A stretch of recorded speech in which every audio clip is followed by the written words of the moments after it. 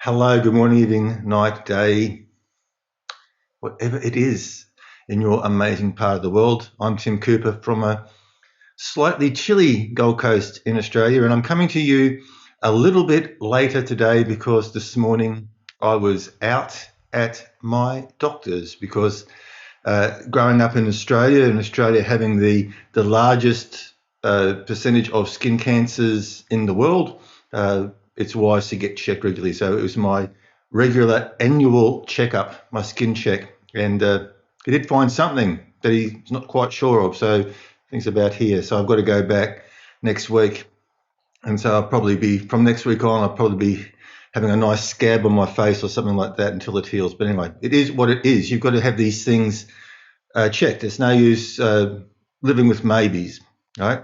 If there's something that could actually be potentially harmful, regardless of the whether it's on your face or not, it's best to have it scraped away.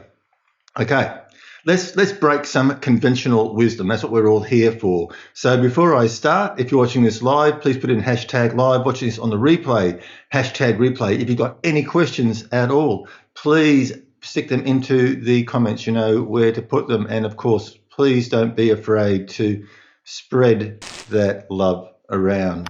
Okay, so conventional wisdom says that when you are selecting a product to sell or a service to provide, look at your target audience, look at your niche, look at your market, and then see what isn't being provided or isn't being provided well, and fill that gap. Basically, go and look for something that's in demand, and take it from there. That's conventional wisdom. And look, there is nothing wrong with that. There are numerous successful businesses out there doing that, finding a demand and filling it. It makes sense, doesn't it? It makes sense. And so that's what most people will tell you to do. And it's not bad at all. But there's another way to look at it, and this is a major breakaway from conventional wisdom. It's a major breakaway from what would be considered what's the word? Oh my goodness, it's just escaped me. I'm just all over the place this morning after having to go out to the doctor. Anyway, what's the word? Common sense. Uh, and the point is, what I'm talking about here, right? So instead of looking for something in demand and filling that, there's another way that you can actually create a high income business. Here's a question for you. How much demand was there for the iPad before Steve Jobs stood on stage and announced it to the world? How much demand was there for the iPhone until Steve Jobs got up there and announced it to the world? And if you want to go back even further, if you read about Henry Ford, one of Henry Ford's most famous quotes was, "If I asked people what they wanted, they would have said they wanted faster horses." And he went on to obviously develop the automobile. So basically, what are we talking about there? We're talking about innovation, right? We're talking about bringing something into existence, creation, and then creating demand for it, right? There was no demand for the car before Henry Ford created it. And in fact, he came up with a lot of resistance because then all of a sudden they had to start to build roads. They had to put gas stations. So these things needed fuel. So they needed fuel stations to keep these things going. And they were so loud, they actually scared the horses and made the dogs bark, right? So there was actually opposition to it. But look at it now. Everybody would be lost without the car. Hey, Mary, thanks for coming along. And then we've got, and then we've got, and then we look now at television versus radio, and we look at rotary dial telephone. Look what's happened. I still remember when I was a kid, right? When the fastest way somebody could communicate with you was via telegram. Telegram, right? We didn't even have a fax, right? And heaven forbid, if you left the house and somebody tried to call you, the phone would ring out and there wouldn't even be an answering machine, right? Now, I'm probably sort of showing my age a bit here, right? Then all of a sudden technology came along and you could get faxes. So you could get your letters instantly from anywhere in the world. And then we started to be able to put answering machines on our phones. So if we did have to leave the house, at least when we got back, people could leave us a message. Right. Then we got pages, so that then when we're out and about, we could actually be told that people were trying to contact us, and we could then find the nearest telephone booth, and then find one that hadn't been vandalised, and then make the call. And then eventually, as things progress, we're now at a stage where we can be contacted anywhere, anytime. Now that may be a good or bad thing. You think about it. I much prefer the days when you left home, nobody could contact you. But anyway, and now I was just saying to somebody the other day that when I first started out in computers in the mid 80s, right, in the mid 80s, even before the personal computer was created, like I was working. I started my time in computers on a Wang mini computer, and that required its own special room, air conditioned, dust free. It was it wasn't the size of a house, but it was a very, very big box, right? And now we look at our phones, and our phones are far more powerful than even the mainframes that were around in the 80s and 90s. So the technological advances have just been coming hard and fast. But was there demand for these before they were developed?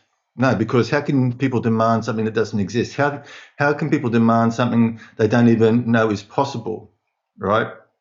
So think about it.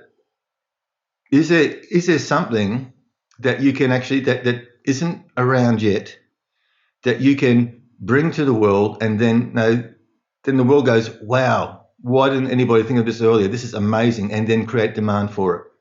Okay, so there's always two sides to everything. That you can have find from what people want, and they're not currently getting, or that people aren't providing at a high quality, and fill that demand, meet that need, or create something, bring something new to the world, be innovative, be disruptive, and create demand for it.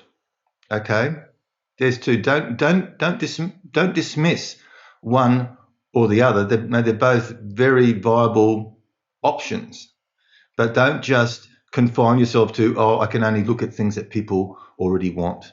Don't confine yourself there, because if that's the way that everybody thought, we'd still be sitting around a campfire. Like, candles probably wouldn't even be invented, because who needs a candle when you got a campfire and a cave, right?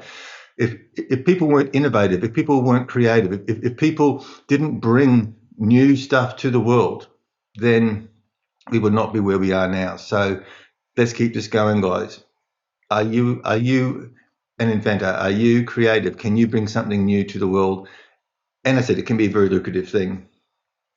And Mary's with me, and Mary says that she agrees. And yeah, I mean, this is the point. Like, nothing stands still, and we've got to sort of embrace change, because there's only one thing certain.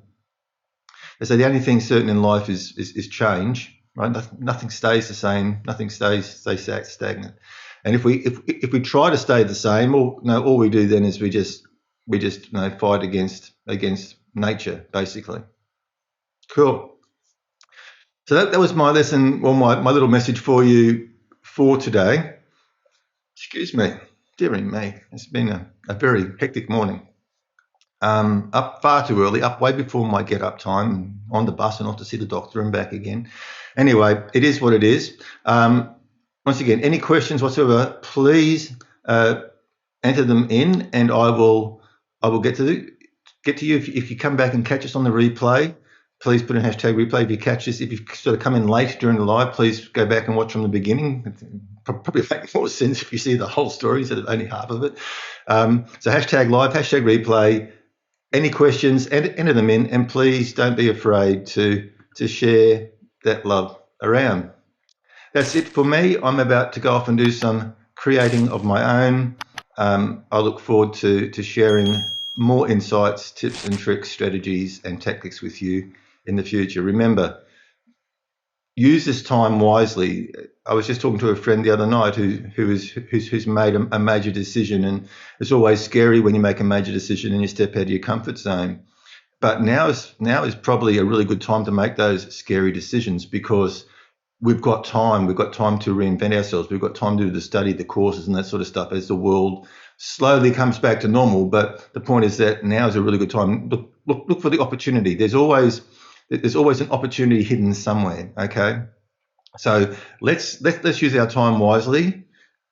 Let's look towards closing out 2020 with some positivity, but moving to 2021 with momentum, so we can enjoy prosperity and success. And until next time, you take care.